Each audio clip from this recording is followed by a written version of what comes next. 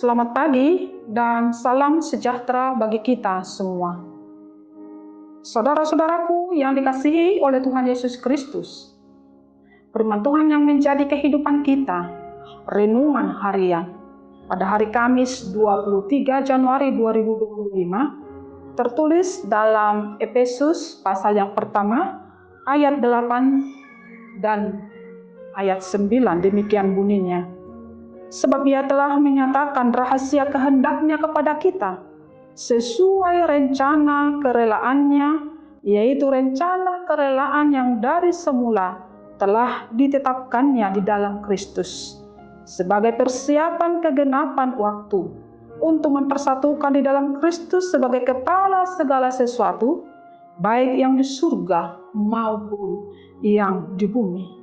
Ai di pabotohon ibana datuhi tatahi ni rohana na bulihian mangihuton halolomona nang pinahot nai di bagasa dirina laho pasautosa di habobok ni tikina madok pasadahon di bagasan Kristus isa sudena na di banua gijang dohot na di atas tanoon. Demikian pembacaan firman Tuhan. Saudara-saudaraku yang dikasihi oleh Tuhan Yesus Kristus, nas renungan kita pada hari ini adalah merupakan berita sukacita bagi orang-orang yang beriman. Karena dikatakan bahwa Allah telah menyatakan rahasia kehendak-Nya kepada kita. Rahasia kehendak Allah yang sudah ada sejak semula. Sebelum kita ada, telah dinyatakan kepada kita. Apa rahasia kehendak Allah bagi kita?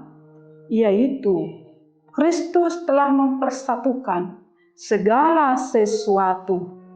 Segala sesuatu baik yang ada di bumi maupun yang ada di surga.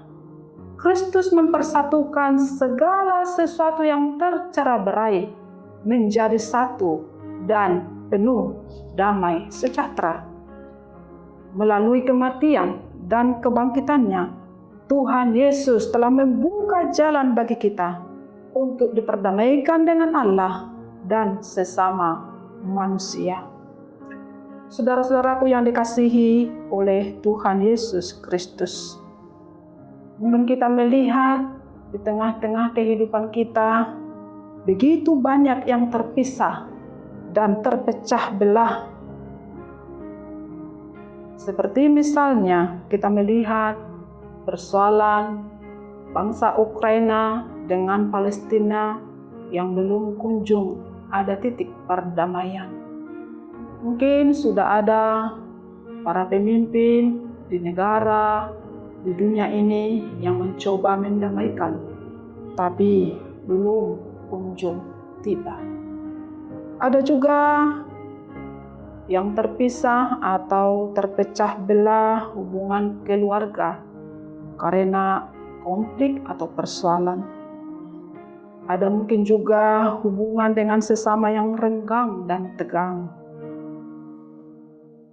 Mungkin banyak yang tercerai-berai, terpisah-pisah, terpecah belah. Dan usaha telah dilakukan untuk mempersatukan dan membawa damai sejahtera. Tapi belum kunjung tiba damai sejahtera itu. Tetapi firman Tuhan hari ini mengatakan kepada kita bahwa Kristus berkuasa mempersatukan segala sesuatu. Baik yang ada di dunia ini, baik yang ada di surga.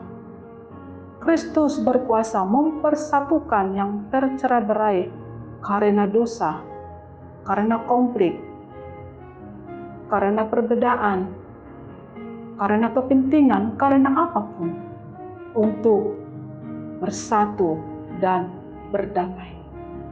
Karena itu saudara-saudaraku yang dikasihi oleh Tuhan Yesus Kristus, terimalah Kristus yang berkuasa untuk mempersatukan segala sesuatu yang sedang terpisah, tercerai-berai oleh karena berbagai hal, untuk berdamai dan bersatu di dalam Kristus Yesus Tuhan kita. Amin. Selamat beraktivitas. Tuhan Yesus memberkati.